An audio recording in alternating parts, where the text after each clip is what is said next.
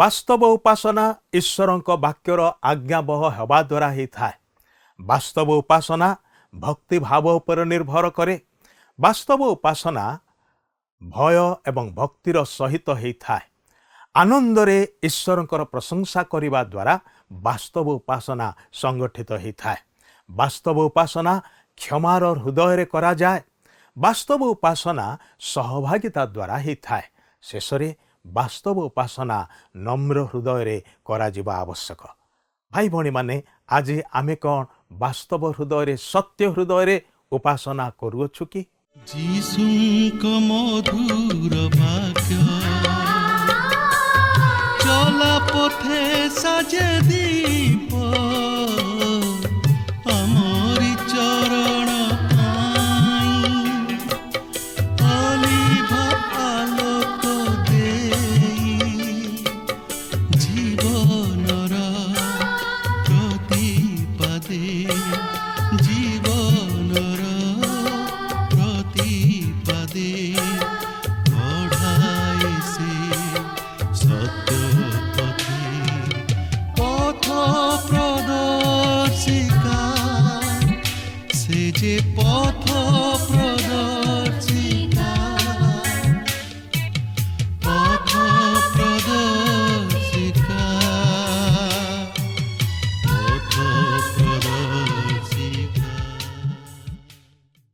ଦର୍ଶକ ବନ୍ଧୁ ନମସ୍କାର। ପ୍ରଭୁ ଯୀଶୁ ଖ୍ରୀଷ୍ଟଙ୍କର ପବିତ୍ର ନାମରେ ଆପଣଙ୍କୁ ପଥ ପ୍ରଦର୍ଶିକା କାର୍ଯ୍ୟକ୍ରମକୁ ସ୍ୱାଗତ କରୁଛି। ଆପଣ ଆଜି କେମିତି ଅଛନ୍ତି? ମୁଁ ବିଶ୍ୱାସ କରେ ଆପଣ ଏବଂ ଆପଣଙ୍କର ପରିବାର ଈଶ୍ୱରଙ୍କର ଦୟା ଏବଂ ଅନୁଗ୍ରହରୁ ନିଶ୍ଚୟ ଭଲରେ ଅଛନ୍ତି। ଏହି କାର୍ଯ୍ୟକ୍ରମ ଆପଣ ପ୍ରତ୍ୟେକ ସମୟରେ ଦେଖୁଅଛନ୍ତି ଏବଂ ଏଥିରୁ ଶିକ୍ଷା ଲାଭ କରୁଅଛନ୍ତି। ସେଥିପାଇଁ ଆପଣଙ୍କୁ ଧନ୍ୟବାଦ ଜଣାଉ। ପୁଣି ପ୍ରଭୁରେ ବଢ଼ୁଛନ୍ତି, ସେଥିପାଇଁ ଆମେ ଈଶ୍ୱରଙ୍କର ଧନ୍ୟବାଦ କରୁ। ଆପଣ ଏହି କାର୍ଯ୍ୟକ୍ରମ ବିଷୟରେ ଆପଣଙ୍କର ବନ୍ଧୁମାନଙ୍କୁ ମଧ୍ୟ ସୂଚନା ଦିଅନ୍ତୁ, ଯେପରି ସେମାନେ ମଧ୍ୟ ବାଇବଲ ଅଧ୍ୟୟନରେ ଯୋଗଦେବେ ଏବଂ ଈଶ୍ୱରଙ୍କ ଠାରୁ ଆଶୀର୍ବାଦ ପ୍ରାପ୍ତ ହେବେ।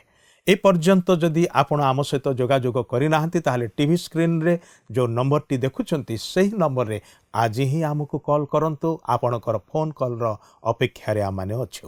ଆମେ ଯେତେବେଳେ ଦ୍ୱିତୀୟ ସାମୁଏଲ ତାର 5 ଅଧ୍ୟାୟକୁ ଯାଉ, ବିଶେଷ କରିକି ତାର ଦ୍ୱିତୀୟ ଭାଗ ପ୍ରତି ଦୃଷ୍ଟିପାତ କରୁ, ଆମେ କଥା ଦେଖୁ ଯେ ଦାଉଦ ଆହୁରି ଅନେକ ଉପପତ୍ନୀ ଗ୍ରହଣ କଲେ ଓ ତାହାଙ୍କର ଅନେକ ସନ୍ତାନ ଜନ୍ମ ହେଲେ।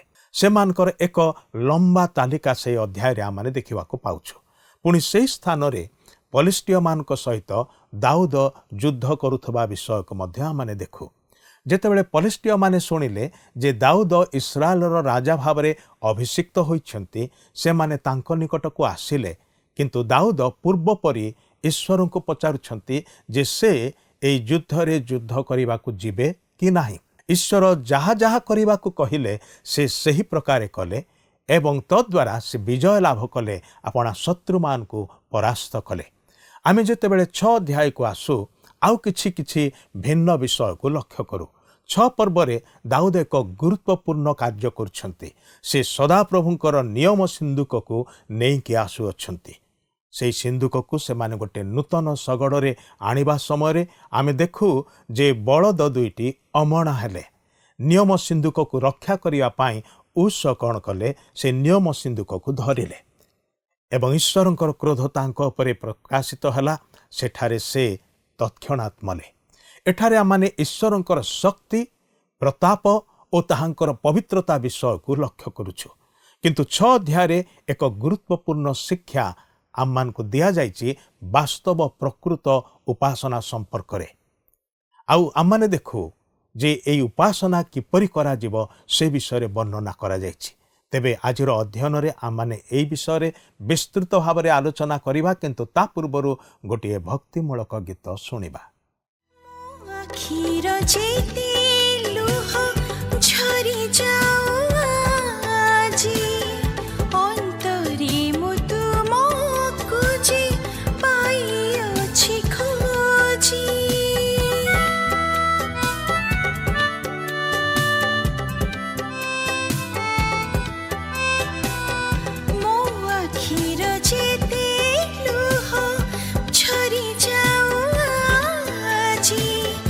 ଅନ୍ତରେ ମୁଁ ତୁମକୁ ଯେ ପାଇ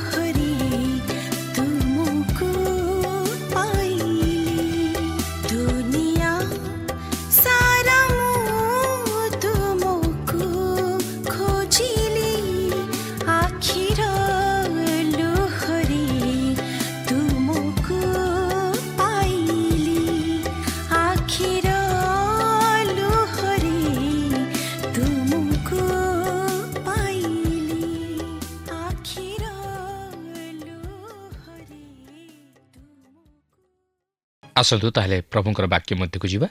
ଆଜି ଆମେ ଦ୍ୱିତୀୟ ସାମୁଏଲ ପୁସ୍ତକର 5 ପର୍ବର 13 ପଦରୁ ଆରମ୍ଭ କରି 6 ପର୍ବର 23 ପଦ ପର୍ଯ୍ୟନ୍ତ ଅଧ୍ୟୟନ କରିବା ନିମନ୍ତେ ଯିବା।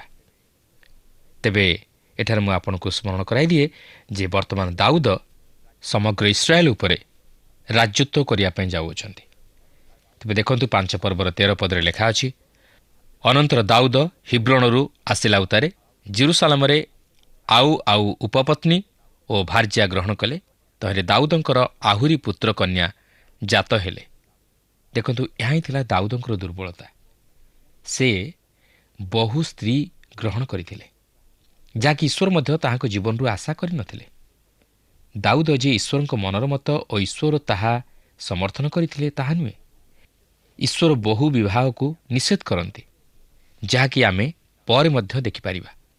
ଦାଉଦଙ୍କର ପୁତ୍ର ସଲୋମନଙ୍କ ଜୀବନରେ ଏହା ପ୍ରତିଫଳିତ ହେଲା ଓ ରାଜ୍ୟ ବିଭକ୍ତ ହୋଇଗଲା ଓ ଶେଷରେ ସେମାନେ ବାବିଲୋନକୁ ନିର୍ବାସିତ ହେଲେ।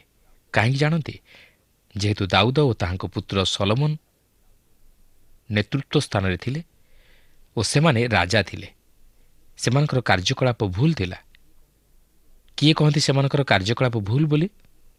ଈଶ୍ୱର କହନ୍ତି ସେମାନେ ଭୁଲ କଲେ, କାରଣ ଏହି ସୃଷ୍ଟି ହେଉଛି ତାହାଙ୍କର ଓ ସେ ମଧ୍ୟ ନିୟମ ସ୍ଥାପନ କରିଅଛନ୍ତି।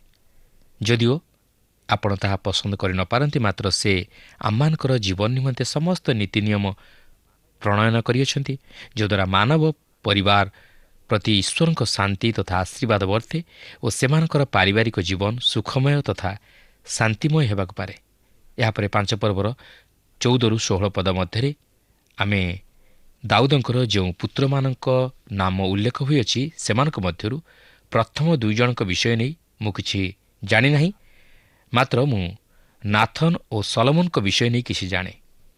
କାରଣ ନାଥନଙ୍କ ବଂଶରୁ ମରିୟମଙ୍କର ଆଗମନ ହେଲା, ଯିଏକି ଯୀଶୁଙ୍କର ମାତା ଥିଲେ, ଓ ସଲୋମନଙ୍କ ବଂଶରୁ ଯୋସେଫଙ୍କର ଆଗମନ ହେଲା, ଯିଏକି ମରିୟମଙ୍କର ସ୍ୱାମୀ ଥିଲେ। ତେଣୁକରି ଦାଉଦଙ୍କ ସିଂହାସନରେ ଅଧିକାରୀ ହେବା ନିମନ୍ତେ ପ୍ରଭୁ ଯୀଶୁଖ୍ରୀଷ୍ଟ ଉପଯୁକ୍ତ ବ୍ୟକ୍ତି ବୋଲି ଗୃହୀତ ହୋଇଥିଲେ ଓ ସେ ଦାଉଦ ସନ୍ତାନ ନାମରେ ନାମିତ ହେଲେ। ଯେହେତୁ ନାଥନ ଓ ସଲୋମନ ଦାଉଦଙ୍କର ପୁତ୍ର ଥିଲେ, ତେଣୁକରି ସେହି କାରଣରୁ ଏଠାରେ ଏହି ବିଷୟ ନେଇ ସୂଚନା ଦିଆଯାଇଅଛି। ଆସନ୍ତୁ ଏହାପରେ ପଲେଷ୍ଟିୟମାନଙ୍କ ସହିତ ଦାଉଦଙ୍କର ଯୁଦ୍ଧ କିପରି ଘଟିଲା ତାହା ଲକ୍ଷ୍ୟ କରିବାକୁ ଯିବା। 5 ପର୍ବର 17ରୁ 18 ପଦ ମଧ୍ୟରେ ଆମେ ଦେଖୁ ଯେ ଯେତେବେଳେ ଦାଉଦ ସାଉଲଙ୍କ ହସ୍ତରୁ ରକ୍ଷା ପାଇବା ପାଇଁ ପଲେଷ୍ଟିୟମାନଙ୍କ ଦେଶକୁ ଚାଲିଯାଇଥିଲେ, ସେତେବେଳେ ସେହି ପଲେଷ୍ଟିୟମାନଙ୍କର ରାଜା ଆଖିସ୍ ଦାଉଦଙ୍କୁ ନିଜର ଲୋକ ଭାବି ଗ୍ରହଣ କରିଥିଲା। କିନ୍ତୁ ବର୍ତ୍ତମାନ ଦାଉଦ ତାହାଙ୍କର ନିଜ ଦେଶ ଓ ଲୋକମାନଙ୍କ ନିକଟକୁ ଫେରିଆସିଛନ୍ତି ଓ ସେ ଇସ୍ରାଏଲ ଉପରେ ରାଜାଭିଷିକ୍ତ ହୋଇଅଛନ୍ତି ଜାଣି ପଲେଷ୍ଟିୟମାନେ ତାହାଙ୍କୁ ଧରିବା ନିମନ୍ତେ ଛକି ବସିଛନ୍ତି। ଏହାପରେ 5 ପର୍ବର 19ରୁ 21 ପଦ ମଧ୍ୟରେ ଆମେ ଦେଖୁ ଯେ ଦାଉଦ ଏଠାରେ ଈଶ୍ୱରଙ୍କର ଇଚ୍ଛା ଲୋଡ଼ି କାର୍ଯ୍ୟ କରୁଅଛନ୍ତି। ସେ ନିଜର ସାମରିକ କୌଶଳ ବା ସୈନ୍ୟବାହିନୀ କିମ୍ବା କୌଣସି ମନୁଷ୍ୟ ଉପରେ ନିର୍ଭର କରୁନାହାନ୍ତି, ମାତ୍ର ଈଶ୍ୱରଙ୍କ ଉପରେ ନିର୍ଭର କରୁଛନ୍ତି ଓ ଈଶ୍ୱର ମଧ୍ୟ ଦାଉଦଙ୍କୁ ପଲେଷ୍ଟିୟମାନଙ୍କ ଉପରେ ଜୟ ପ୍ରଦାନ କରୁଅଛନ୍ତି। କାରଣ ଯେଉଁମାନେ ଈଶ୍ୱରଙ୍କ ଉପରେ ନିର୍ଭର କରନ୍ତି, ଈଶ୍ୱର ସେମାନଙ୍କୁ କେବେ ହେଲେ ନିରାଶ କରନ୍ତି ନାହିଁ, ମାତ୍ର ସେ ସେମାନଙ୍କର ସପକ୍ଷ ହୁଅନ୍ତି। ଯଦି ଈଶ୍ୱର ମନୁଷ୍ୟର ସପକ୍ଷ ହୁଅନ୍ତି, ତାହେଲେ ମନୁଷ୍ୟର କ୍ଷତି କିଏ କରିପାରେ? ତେବେ ଦାଉଦ ଯଦିଓ ପଲେଷ୍ଟିୟମାନଙ୍କ ଉପରେ ଜୟୀ ହେଲେ, ମାତ୍ର ପଲେଷ୍ଟିୟମାନେ ପୁଣି ଥରେ ଦାଉଦଙ୍କ ବିରୁଦ୍ଧରେ ଯୁଦ୍ଧ କରିବାକୁ ଉଠିଲେ ଓ ଈଶ୍ୱର ସେମାନଙ୍କୁ ପୁନର୍ବାର ଦାଉଦଙ୍କ ହସ୍ତରେ ସମର୍ପଣ କଲେ। ଦେଖନ୍ତୁ 5 ପର୍ବର 22ରୁ 25 ପଦ ମଧ୍ୟରେ ଆମେ ଦେଖୁ ଯେ ଈଶ୍ୱର ଯାହାର ସପକ୍ଷ, ମନୁଷ୍ୟ ତାହାର କିଛି କ୍ଷତି କରିନପାରେ। ଏହି ଜଗତ ଆମମାନଙ୍କ ନିମନ୍ତେ ଏକ ଯୁଦ୍ଧକ୍ଷେତ୍ର। ପ୍ରତି ସମୟରେ ଶାରୀରିକ ଭାବେ ନହେଲେ ମଧ୍ୟ ଆତ୍ମିକ ଭାବେ ଆମେ ଯୁଦ୍ଧର ସମ୍ମୁଖୀନ ହେଉ। ଶୟତାନ ଆମକୁ ତାହାର ହସ୍ତଗତ କରିବାକୁ ଚାହେଁ ଓ ଆମମାନଙ୍କ ଜୀବନରୁ ବାସ୍ତବ ସୁଖ ଶାନ୍ତି ହରଣ କରିନିଏ। ଈଶ୍ୱର ଓ ମନୁଷ୍ୟ ମଧ୍ୟରେ ଥିବା ଘନିଷ୍ଠ ସମ୍ପର୍କକୁ ସେ ଛିନ୍ନ କରିବାକୁ ଚାହେଁ। ତେଣୁକରି ମନୁଷ୍ୟ ମନରେ ଈଶ୍ୱରଙ୍କ ପ୍ରତି ସେ ନାନା ପ୍ରକାରର ସନ୍ଦେହ, ଅବିଶ୍ୱାସ, ଉଦ୍ରେକ କରାଏ। ଫଳତଃ ମନୁଷ୍ୟର ମନରେ ଈଶ୍ୱରଙ୍କ ପ୍ରତି ବିତୃଷ୍ଣା ଓ ବିଦ୍ରୋହର ଭାବ ଉଦ୍ରେକ ହୁଏ ଓ ମନୁଷ୍ୟ ଈଶ୍ୱରଙ୍କୁ ଅସ୍ୱୀକାର କରେ ଓ ଈଶ୍ୱରଙ୍କର ବିରୁଦ୍ଧାଚରଣ କାର୍ଯ୍ୟ କରେ। କିନ୍ତୁ ଆମେ ଯଦି ଜୀବନରେ ସଫଳତା ଲାଭ କରିବାକୁ ଚାହୁଁ ଓ ଶୟତାନ ଉପରେ ବିଜୟୀ ଜୀବନଯାପନ କରିବାକୁ ଚାହୁଁ, ତାହେଲେ ଈଶ୍ୱରଙ୍କ ବାକ୍ୟ ଅଧ୍ୟୟନ କରିବା ସଙ୍ଗେ ସଙ୍ଗେ ପ୍ରଭୁ ଯୀଶୁଖ୍ରୀଷ୍ଟଙ୍କଠାରେ ବିଶ୍ୱାସରେ ସ୍ଥିର ରହିବାକୁ ହେବ ଓ ତାହାଙ୍କର ଇଚ୍ଛା ଲୋଡ଼ି କାର୍ଯ୍ୟ କରିବାକୁ ହେବ। ଦାଉଦ ନିଜ ଇଚ୍ଛାରେ ପଲେଷ୍ଟିୟମାନଙ୍କ ବିରୁଦ୍ଧରେ ଯୁଦ୍ଧ କରିବାକୁ ଯାଇନଥିଲେ, ମାତ୍ର ଈଶ୍ୱରଙ୍କ ଇଚ୍ଛା ଲୋଡ଼ି ଯାଇଥିଲେ। ଫଳତଃ ସେ ତହିଁରେ କୃତକାର୍ଯ୍ୟ ହେଲେ। ଆମେ ଯଦି ସେହିପରି ଆମମାନଙ୍କ ଜୀବନର ପ୍ରତ୍ୟେକଟି କ୍ଷେତ୍ରରେ ପ୍ରଭୁଙ୍କୁ ପ୍ରଥମ ସ୍ଥାନ ଦେବା ଓ ତାହାଙ୍କ ଇଚ୍ଛା ଲୋଡ଼ି କାର୍ଯ୍ୟ କରିବା, ତାହେଲେ ଆମେ ପ୍ରତ୍ୟେକ କ୍ଷେତ୍ରରେ ସଫଳତା ଲାଭ କରିପାରିବା ଓ ଆମେ କେବେ ହେଲେ ଶତ୍ରୁ ସମ୍ମୁଖରେ ପରାଜିତ ତଥା ଅପମାନିତ ହେବା ନାହିଁ। ତେଣୁ ଆସୁ ସେହି ପ୍ରଭୁ ଯୀଶୁ ଖ୍ରୀଷ୍ଟଙ୍କଠାରେ ବିଶ୍ୱାସରେ ସ୍ଥିର ରହି ଓ ତାହାଙ୍କର ବାକ୍ୟାନୁମୋଦିତ ଜୀବନଯାପନ କରି ତାହାଙ୍କର ଇଚ୍ଛାକୁ ବୁଝିବା ସଙ୍ଗେ ସଙ୍ଗେ ତଦନୁଯାୟୀ ତାହାକୁ କାର୍ଯ୍ୟକାରୀ କରି ଏହି ଜଗତରେ ଏକ ବିଜୟୀ ଜୀବନଯାପନ କରିବା ନିମନ୍ତେ ଚେଷ୍ଟା କରୁ ଓ ପ୍ରଭୁଙ୍କର ଉଦ୍ଦେଶ୍ୟକୁ ସଫଳ କରୁ। ବର୍ତ୍ତମାନ ଆମେ ଏହି ଦ୍ୱିତୀୟ ସାମୁଏଲ ପୁସ୍ତକର 6 ପର୍ବ ମଧ୍ୟକୁ ଯିବା। ଏହି 6 ପର୍ବରେ ଦେଖିବାକୁ ଯିବା ଯେ ଦାଉଦ ଏକ ଠିକ୍ ବିଷୟ ସାଧନ କରନ୍ତି ଏକ ଭୁଲ ବାଟରେ। ସେ ସଦାପ୍ରଭୁଙ୍କର ନିୟମ ସିନ୍ଦୁକକୁ ଏକ ଶଗଡ଼ରେ ସିଓନକୁ ଆଣିବା ନିମନ୍ତେ ଚେଷ୍ଟା କଲେ। ଯଦିଓ ସେହି ନିୟମ ସିନ୍ଦୁକକୁ ସ୍ଥାନାନ୍ତରିତ କରିବା ନେଇ ଈଶ୍ୱର ବିଶେଷ ସତର୍କତା ଅବଲମ୍ବନ କରିବା ନିମନ୍ତେ ନିୟମ ପ୍ରଦାନ କରିଥିଲେ, କାରଣ ସେହି ନିୟମ ସିନ୍ଦୁକ ଯେପରି ପବିତ୍ର ସ୍ଥାନରୁ ସ୍ଥାନାନ୍ତରିତ ନ ହୁଏ ଏଥିନିମନ୍ତେ ଈଶ୍ୱର ଆଦେଶ ଦେଇଥିଲେ। କିନ୍ତୁ ଯଦି ଏହି ନିୟମ ସିନ୍ଦୁକକୁ ସ୍ଥାନାନ୍ତରିତ କରିବାକୁ ହୁଏ, ତାହେଲେ ଲେବି ବଂଶର କହାତୀୟମାନେ ସେହି ନିୟମ ସିନ୍ଦୁକକୁ ସେମାନଙ୍କର ସ୍କନ୍ଧରେ ବହନ କରିବେ, ଯାହାକି ଗଣନା ପୁସ୍ତକ 7 ପର୍ବର 9 ପଦରେ ଆମେ ଅଧ୍ୟୟନ କରିସାରିଛୁ।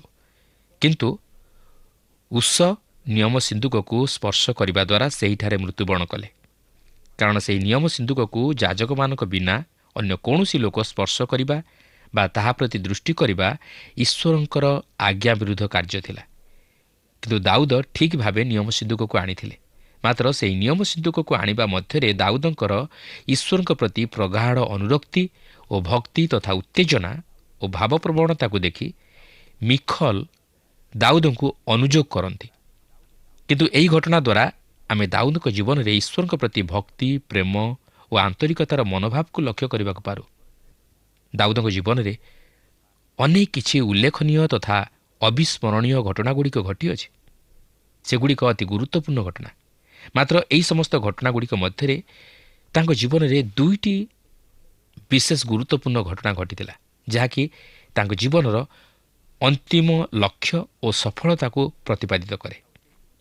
ଆଉ ସେହି 2ଟି ଘଟଣା ହେଉଛି, ପ୍ରଥମତଃ ଏହି 6 ପର୍ବରେ ଆମେ ଦେଖୁ ଯେ ଯେଉଁଦିନ ଦାଉଦ ସେହି ନିୟମ ସିନ୍ଦୁକକୁ ଜେରୁସାଲେମକୁ ଆଣିଲେ, ଏବଂ ଦ୍ୱିତୀୟତଃ ଆମେ 7 ପର୍ବରେ ଦେଖୁ ଯେଉଁଦିନ ଦାଉଦ ନିଜ ହୃଦୟରେ ସଦାପ୍ରଭୁଙ୍କ ନିମନ୍ତେ ଏକ ଗୃହ ନିର୍ମାଣ କରିବାକୁ ସ୍ଥିର କଲେ। ସମ୍ଭବତଃ ଏହି 2ଟି ଦିନ ଦାଉଦଙ୍କ ଜୀବନରେ ସବୁଠାରୁ ମହାନ ଦିନ ବୋଲି ସ୍ୱୀକାର କରାଯାଇପାରେ। ଆପଣ ଦେଖନ୍ତୁ, ଏହି 6 ପର୍ବର ପ୍ରଥମ 17 ପଦ ମଧ୍ୟରେ ପ୍ରାୟ 15 ଥର ନିୟମ ସିନ୍ଦୁକ ବିଷୟରେ ଉଲ୍ଲେଖ ହୋଇଅଛି। ତେଣୁକରି ଏଥିରୁ ଆପଣ ଅନୁମାନ କରିପାରିବେ ଯେ ଏହା ଦାଉଦ ଓ ସଦାପ୍ରଭୁଙ୍କ ନିମନ୍ତେ ଏକ ଗୁରୁତ୍ୱପୂର୍ଣ୍ଣ ବିଷୟ ଥିଲା। ତେବେ ଏହି ନିୟମ ସିନ୍ଦୁକ ସମ୍ପର୍କରେ ଯଦିଓ ଆମେ ପୂର୍ବରୁ ଆଲୋଚନା କରିସାରିଛୁ, ମାତ୍ର ଏଠାରେ ପୁନର୍ବାର ମୁଁ ଆପଣଙ୍କୁ ସଂକ୍ଷେପରେ ଏହାର ତାତ୍ପର୍ଯ୍ୟ ବିଷୟ ନେଇ ଅବଗତ କରାଇ ଦେବାକୁ ଚାହେଁ। ଏହି ନିୟମ ସିନ୍ଦୁକ ଖ୍ରୀଷ୍ଟଙ୍କର ପ୍ରତୀକ। ଏହା 2.5 ହସ୍ତ ଦୀର୍ଘ ଓ 1.5 ହସ୍ତ ପ୍ରସ୍ଥ ଓ 1.5 ହସ୍ତ ଉଚ୍ଚତା ବିଶିଷ୍ଟ ସିଟିମ୍ କାଷ୍ଠରେ ନିର୍ମିତ ଏକ ବାକ୍ସ। ଏହା କାଷ୍ଠ ଓ ସୁବର୍ଣ୍ଣରେ ନିର୍ମିତ ହୋଇଥିଲା। ସୁବର୍ଣ୍ଣ ବା ସୁନା ଖ୍ରୀଷ୍ଟଙ୍କର ଈଶ୍ୱରତ୍ୱ ଗୁଣକୁ ପ୍ରକାଶିତ କରିବା ବେଳେ କାଷ୍ଠ ତାହାଙ୍କର ବାସ୍ତବ ମାନବତ୍ୱକୁ ଉପସ୍ଥାପିତ କରୁଥିଲା। ଏହା ପ୍ରଭୁ ଯୀଶୁ ଖ୍ରୀଷ୍ଟଙ୍କର ବାସ୍ତବ ମାନବତ୍ୱକୁ ଓ ବାସ୍ତବ ଈଶ୍ୱରତ୍ୱକୁ ଉପସ୍ଥାପିତ କରୁଥିଲା। ପୁରାତନ ନିୟମରେ ଈଶ୍ୱର ଓ ମନୁଷ୍ୟମାନଙ୍କ ମଧ୍ୟରେ ଏହି ନିୟମ ସିନ୍ଦୁକ ଏକ ମଧ୍ୟସ୍ଥି ସ୍ୱରୂପେ କାର୍ଯ୍ୟ କରୁଥିଲା। ଏହି ନିୟମ ସିନ୍ଦୁକକୁ ସମାଗମ ତମ୍ବୁର ମହାପବିତ୍ର ସ୍ଥାନରେ ରଖାଯାଉଥିଲା, ଯେଉଁଠାରେ କି ଈଶ୍ୱରଙ୍କ ଉପସ୍ଥିତି ବିରାଜମାନ କରୁଥିଲା। ଆଉ ଠିକ୍ ସେହିପରି ନୂତନ ନିୟମରେ ପ୍ରଭୁ ଯୀଶୁଖ୍ରୀଷ୍ଟ ଈଶ୍ୱର ଓ ମନୁଷ୍ୟ ମଧ୍ୟରେ ଏକ ମଧ୍ୟସ୍ଥି ହୋଇ ଈଶ୍ୱରଙ୍କ ସହିତ ମନୁଷ୍ୟର ସମ୍ପର୍କକୁ ଯୋଡ଼ି ଦେଇଛନ୍ତି। ଯେପରି ଖ୍ରୀଷ୍ଟଙ୍କ ମାଧ୍ୟମରେ ପ୍ରତ୍ୟେକ ମନୁଷ୍ୟ ଈଶ୍ୱରଙ୍କର ନିକଟବର୍ତ୍ତୀ ହୋଇପାରନ୍ତି ଓ ଈଶ୍ୱରଙ୍କ ସହିତ ସମ୍ପର୍କ ସ୍ଥାପନ କରିପାରନ୍ତି। ଆପଣଙ୍କର ମନେଥିବ ଯେ ସାମୁଏଲଙ୍କର ସମୟରେ ପଲେଷ୍ଟିୟମାନେ ନିୟମ ସିନ୍ଦୁକକୁ ନେଇଯାଇଥିଲେ ଓ ଏହି ନିୟମ ସିନ୍ଦୁକ ନେଇ ସେମାନେ ଅନେକ ପ୍ରକାର ଅନ୍ଧବିଶ୍ୱାସରେ ପରିଚାଳିତ ହୋଇଥିଲେ। ଏହି ନିୟମ ସିନ୍ଦୁକ ମଧ୍ୟରେ କୌଣସି ଏକ ଅଲୌକିକ ଶକ୍ତି କାର୍ଯ୍ୟ କରୁଅଛି ବୋଲି ସେମାନେ ଭାବୁଥିଲେ, ମାତ୍ର ଘଟଣା ତାହା ନଥିଲା। ସେହି ନିୟମ ସିନ୍ଦୁକ ମଧ୍ୟରେ ନିୟମର 2 ପ୍ରସ୍ତର ଫଳକ, ଯାହାକୁ ଆମେ 10 ଆଜ୍ଞା କହୁ, ଓ ହାରଣଙ୍କର ପ୍ରସ୍ଫୁଟିତ ଯଷ୍ଟି ଓ ମାନା ରଖାଯାଇଥିଲା। କିନ୍ତୁ ସେହି ନିୟମ ସିନ୍ଦୁକର କୌଣସି ଶକ୍ତି ନଥିଲା। ମାତ୍ର ଈଶ୍ୱରଙ୍କର ଉପସ୍ଥିତି ତହିଁ ଉପରେ ବିରାଜମାନ କରୁଥିଲା, ଯାହାଫଳରେ ମନୁଷ୍ୟ ଈଶ୍ୱରଙ୍କ ସହିତ ସହଭାଗିତା ସ୍ଥାପନ କରିପାରୁଥିଲା ଓ ଈଶ୍ୱରଙ୍କର ଉପସ୍ଥିତି ମନୁଷ୍ୟମାନଙ୍କ ମଧ୍ୟରେ ବିରାଜମାନ କରୁଥିଲା। କିନ୍ତୁ ସେହି ନିୟମ ସିନ୍ଦୁକ ପଲିଷ୍ଟିୟମାନଙ୍କ ମଧ୍ୟରେ ରହିଥିବା ସମୟରେ ସେମାନଙ୍କ ପ୍ରତି ମହାମାରୀ ଘଟିଲା ଓ ଅନେକ ରୋଗାକ୍ରାନ୍ତ ହୋଇ ମୃତ୍ୟୁବରଣ କଲେ। ତେଣୁକରି ସେହି ନିୟମ ସିନ୍ଦୁକକୁ ସେମାନେ ପୁନର୍ବାର ଇସ୍ରାଏଲ ଦେଶକୁ ପଠାଇଦେଲେ ଓ ଅବିନାଦାବର କ୍ଷେତ୍ରରେ ତାହାକୁ ରଖିଦେଲେ। ଏହା ସେହି ଅଞ୍ଚଳରେ ପ୍ରାୟ 70 ବର୍ଷ କାଳ ରହିଲା। ଯେତେବେଳେ ଦାଉଦ ଜେରୁସାଲେମକୁ ଅଧିକାର କଲେ, ସେତେବେଳେ ସେ ସେହି ନିୟମ ସିନ୍ଦୁକକୁ ଅବିନାଦାବର ଗୃହରୁ ଜେରୁସାଲେମକୁ ଆଣିଲେ, କାରଣ ତାହା ନିୟମ ସିନ୍ଦୁକ ନିମନ୍ତେ ପ୍ରକୃତ ସ୍ଥାନ ବୋଲି ସେ ଭାବିଥିଲେ ଓ ଈଶ୍ୱର ମଧ୍ୟ ସେହି ସ୍ଥାନକୁ ପସନ୍ଦ କରିଥିଲେ। କାରଣ ରାଜାଙ୍କୁ ଗୋଟିଏ ବିଷୟ କୁହାଯାଇଥିଲା, ଯାହାକି ଆମେ ଦ୍ୱିତୀୟ ବିବରଣ ପୁସ୍ତକ 16 ପର୍ବର 16 ପଦରେ ଲକ୍ଷ୍ୟ କରୁ। ସଦାପ୍ରଭୁ ତୁମ ପରମେଶ୍ୱର ଯେଉଁ ସ୍ଥାନ ମନୋନୀତ କରିବେ, ସେହି ସ୍ଥାନରେ ତାଙ୍କ ସମ୍ମୁଖରେ ବର୍ଷକେ 3 ଥର ତୁମ୍ଭର ପୁରୁଷ ସମସ୍ତେ ତାଡ଼ିଶୂନ୍ୟ ରୋଟିର ପର୍ବ ସମୟରେ ଓ ସପ୍ତାହ ସମୂହର ପର୍ବ ସମୟରେ ଓ ପତ୍ରକୁଟିର ପର୍ବ ସମୟରେ ଦେଖାଦେବେ। ମାତ୍ର ସେମାନେ ତୁଚ୍ଛା ହାତରେ ସଦାପ୍ରଭୁଙ୍କ ସମ୍ମୁଖରେ ଦେଖାଦେବେ ନାହିଁ। ତେଣୁ ଯେତେବେଳେ ଦାଉଦ ଜେରୁସାଲେମକୁ ତାହାଙ୍କର ରାଜଧାନୀ ବନାଇଲେ, ସେତେବେଳେ ସେ ସେହିଠାରୁ 8 ମାଇଲ ଦୂରରେ ପଶ୍ଚିମରେ ଅବସ୍ଥିତ କିରିୟତ୍ ଜିଆରିମ୍ରେ ସେହି ନିୟମ ସିନ୍ଦୁକକୁ ନେଇ ରଖିଲେ। ବାସ୍ତବରେ ଏଠାରେ ଆମେ ଦାଉଦଙ୍କ ଜୀବନରେ ପ୍ରଭୁଙ୍କ ପ୍ରତି ବାସ୍ତବ ପ୍ରେମ ଓ ଆନ୍ତରିକତା ତଥା ଭକ୍ତିର ଭାବକୁ ଦେଖିବାକୁ ପାରୁ। ସେ ପ୍ରଭୁଙ୍କର ଧନ୍ୟବାଦ ପ୍ରଶଂସା କରିବାକୁ ଭୁଲି ଯାଇନଥିଲେ। ସଦାସର୍ବଦା ତାହାଙ୍କ ହୃଦୟରେ ଈଶ୍ୱରଙ୍କ ପ୍ରତି ଧନ୍ୟବାଦ ଓ ପ୍ରଶଂସାର ଅର୍ଘ୍ୟ ଉଛୁଳି ଉଠୁଥିଲା, ଯାହାକି ଆମେ ଗୀତ ସଂହିତା ମଧ୍ୟରେ ମଧ୍ୟ ଦେଖିବାକୁ ପାରୁ। ଏପରିକି ସେହି ନିୟମ ସିନ୍ଦୁକକୁ ଜେରୁସାଲେମକୁ ଆଣିବା ସମୟରେ ସେ ପ୍ରାୟ 11ଟି ଗୀତ ରଚନା କରିଥିଲେ। କିନ୍ତୁ ଏଠାରେ ଆପଣ ଦାଉଦଙ୍କ ଜୀବନରେ ଏକ କୌତୁହଳର ବିଷୟ ଲକ୍ଷ୍ୟ କରିବେ ଯେ ସେ ସେହି ନିୟମ ସିନ୍ଦୁକ ଉପରେ ବିଶ୍ୱାସ କରୁନଥିଲେ, କାରଣ ସେ ଜାଣିଥିଲେ ଈଶ୍ୱର କେଉଁଠି ଅଛନ୍ତି। ଈଶ୍ୱର ଯେ ସେହି ବାକ୍ସ ମଧ୍ୟରେ ନାହାନ୍ତି ତାହା ସେ ଜାଣିଥିଲେ। କିନ୍ତୁ ସେ ଜାଣିଥିଲେ ଯେ ଈଶ୍ୱର ମନୁଷ୍ୟମାନଙ୍କ ମଧ୍ୟରେ ସମ୍ପର୍କ ସ୍ଥାପନ କରିବାକୁ ହେଲେ ଓ ଈଶ୍ୱରଙ୍କ ସହିତ କଥୋପକଥନ କରିବାକୁ ହେଲେ ଏହି ନିୟମ ସିନ୍ଦୁକ ହେଉଛି ମଧ୍ୟସ୍ଥି, ଯେହେତୁ ଈଶ୍ୱରଙ୍କ ଉପସ୍ଥିତି ତହିଁ ଉପରେ ବିରାଜମାନ କରେ। ତେବେ ବର୍ତ୍ତମାନ ଲକ୍ଷ୍ୟ କରନ୍ତୁ ଦାଉଦ କ'ଣ କରିବା ପାଇଁ ଯାଉଅଛନ୍ତି। 2 ସାମୁଏଲ 6 ପର୍ବର ପ୍ରଥମ 3 ପଦରେ ଏହିପରି ଲେଖା ଅଛି, ଅନନ୍ତର ଦାଉଦ ପୁନର୍ବାର ଇସ୍ରାଏଲର 30,000 ବଛା ଲୋକ ସମସ୍ତଙ୍କୁ ସଂଗ୍ରହ କଲେ। ଆଉ ଦାଉଦ ଓ ତାଙ୍କର ସଙ୍ଗୀ ଲୋକ ସମସ୍ତେ ଉଠି ସେହି ନାମରେ ଖ୍ୟାତ ଅର୍ଥାତ୍ କିରୁବଗଣ ମଧ୍ୟରେ ଉପବିଷ୍ଟ ସୈନ୍ୟାଧିପତି ସଦାପ୍ରଭୁଙ୍କ ନାମରେ ଖ୍ୟାତ ପରମେଶ୍ୱରଙ୍କ ସିନ୍ଦୁକ ବାଲି ଜିହୁଦାଠାରୁ ଆଣିବାକୁ ଗଲେ। ପୁଣି ସେମାନେ ପରମେଶ୍ୱରଙ୍କ ସିନ୍ଦୁକ ଏକ ନୂଆ ଶଗଡ଼ରେ ରଖି ପର୍ବତସ୍ଥ ଅବିନାଦବର ଗୃହରୁ ଆଣିଲେ। ପୁଣି ଅବିନାଦବର ପୁତ୍ର ଉସ୍ସ ଓ ଅହିଓ ସେହି ନୂଆ ଶଗଡ଼ ଚଳାଇଲେ। ଦେଖନ୍ତୁ, ଏଠାରେ ଦାଉଦ ଭୁଲ କରି ବସିଲେ। ସେ ଯେଉଁପରି ଭାବେ ନିୟମ ସିନ୍ଦୁକକୁ ଜେରୁସାଲେମକୁ ଆଣିଲେ ତାହା ଠିକ୍ ନଥିଲା।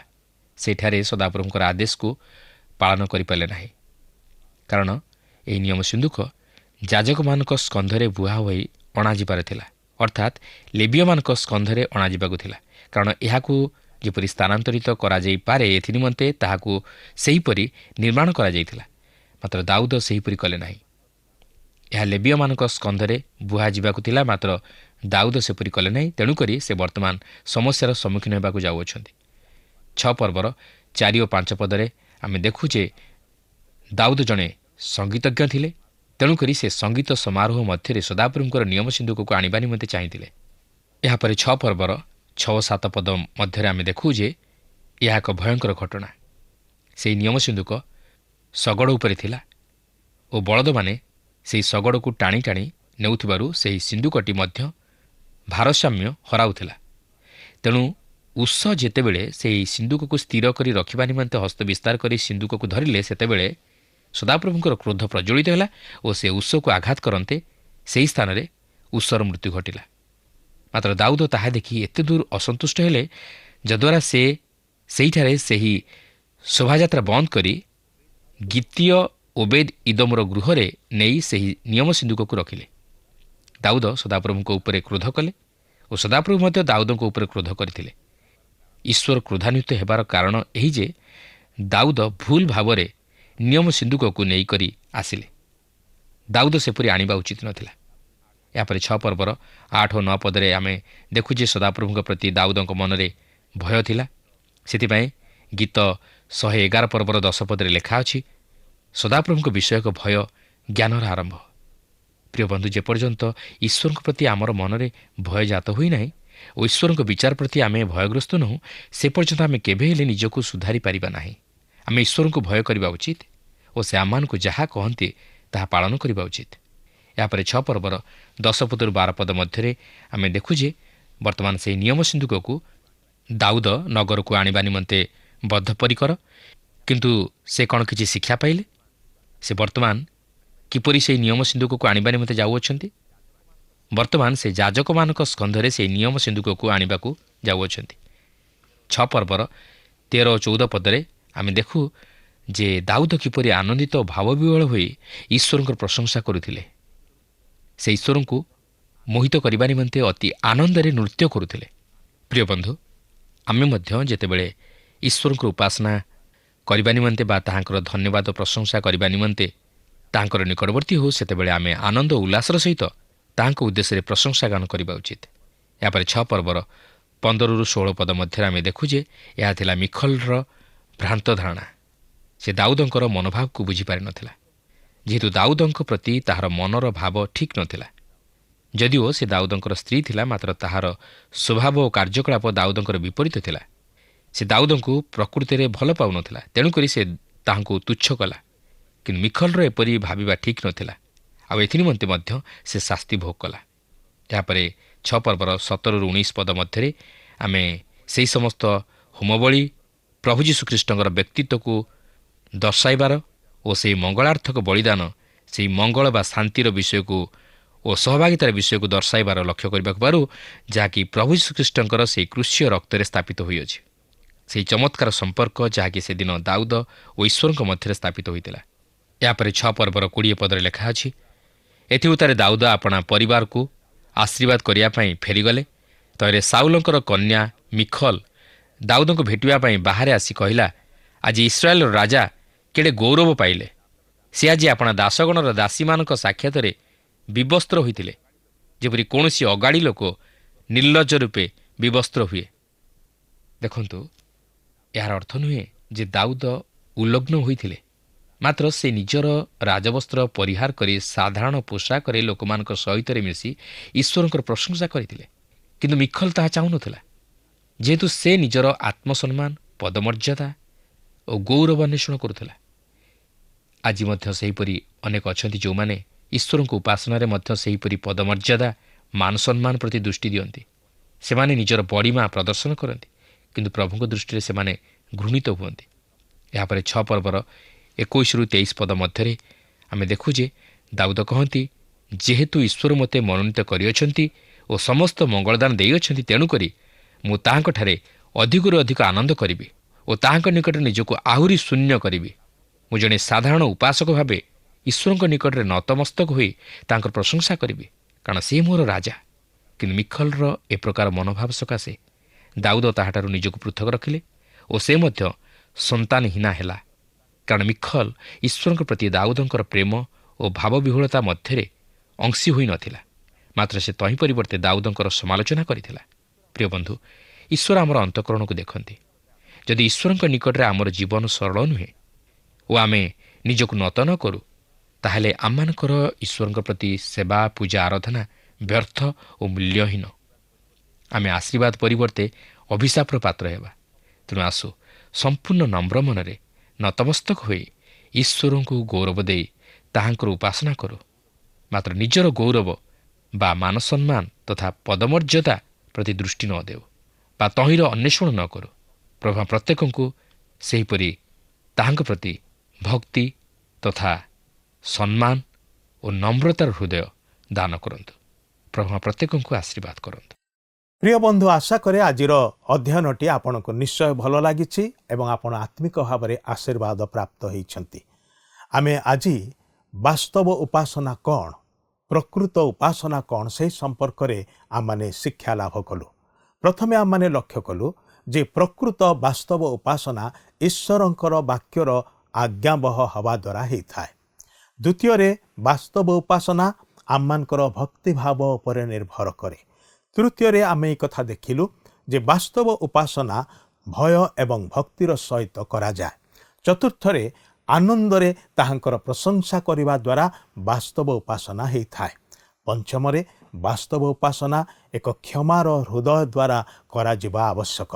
ଷଷ୍ଠରେ ବାସ୍ତବ ଉପାସନା ସହଭାଗିତା ଦ୍ୱାରା ହୋଇଥାଏ ଏବଂ ଶେଷରେ ବାସ୍ତବ ଉପାସନା ହୃଦୟର ନମ୍ରତା ଦ୍ୱାରା କରାଯାଇଥାଏ। ଆଜି ଆମେ କ'ଣ ଈଶ୍ୱରଙ୍କର ଆରାଧନା ଉପାସନା ବାସ୍ତବ ହୃଦୟ ସହିତ କରିପାରୁଛୁ କି? ଯେ ପ୍ରକାର ଉପାସନା ପ୍ରଭୁ ଆମଠାରୁ ଆଶା କରନ୍ତି। ଆଜି ତ ଆମମାନଙ୍କର ସମୟ ସରିଆସିଛି। ଆଗାମୀ କାର୍ଯ୍ୟକ୍ରମରେ ପୁଣି ଏହି ପ୍ରସଙ୍ଗରେ ଆପଣଙ୍କ ସହିତ ସାକ୍ଷାତ ହେବ। ସେ ପର୍ଯ୍ୟନ୍ତ ବିଦାୟ ଦିଅନ୍ତୁ, କିନ୍ତୁ ତା ପୂର୍ବରୁ ଆସନ୍ତୁ ପଦେ ପ୍ରାର୍ଥନା କରିବା। ପ୍ରେମମୟ ପ୍ରଭୁ, ତୁମେ ସତ୍ୟ ଓ ଆତ୍ମାରୂପୀ ପରମେଶ୍ୱର ଅଟ। ଅତଏବ ଯେଉଁମାନେ ତୁମର ଆରାଧନା ଉପାସନା କରିବେ ସେମାନେ ସତ୍ୟ ଓ ଆତ୍ମାରେ କରିବେ, ଏକଥା ତୁମେ କହିଅଛ। ଆଉ ତୁମେ ଆଜି ମଧ୍ୟ ସତ୍ୟ ଉପାସକମାନଙ୍କୁ ଖୋଜୁଅଛ।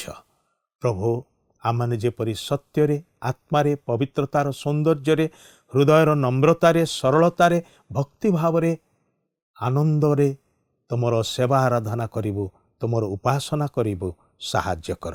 ଏହି ପ୍ରାର୍ଥନା ନିବେଦନ ପରିତ୍ରାଣକର୍ତ୍ତା ପ୍ରଭୁ ଯୀଶୁଖ୍ରୀଷ୍ଟଙ୍କ ନାମରେ ଉତ୍ସର୍ଗ କରୁଅଛୁ। ଆମେନ୍। ବହୁତ ବହୁତ ଧନ୍ୟବାଦ। ପ୍ରଭୁ ଆପଣଙ୍କୁ ଆଶୀର୍ବାଦ କରନ୍ତୁ। প্রিয় বন্ধু, আশা করু আপনার আম পথ প্রদর্শিকা কার্যক্রম নিশ্চয় ভাল লাগিথিব। যদি ভাল লাগিছি তাহলে আমকু 044490812996 নম্বরে নিশ্চয় গোটিয়ে মিসড কল দেবে। আপনক মিসড কল আম নিমন্তে অতি বহুমূল্য। মু আনন্দর সহ জଣାଉଛି যে প্রত্যেক মিসড কল দাতাঙ্ক মধ্যরু সপ্তাহ শেষরে ଯିଏ ଅଧିକ ମିସ୍ଡ କଲ୍ ଦେଇଥିବେ ତାଙ୍କୁ ମନୋନୀତ କରାଯିବ ଓ ପୁରସ୍କୃତ କରାଯିବ। ସେହି ଦର୍ଶକ ବନ୍ଧୁଙ୍କ ନାମ ଓ ଫଟୋ ଆମ କାର୍ଯ୍ୟକ୍ରମ ଶେଷରେ ଦେଖାଯିବ।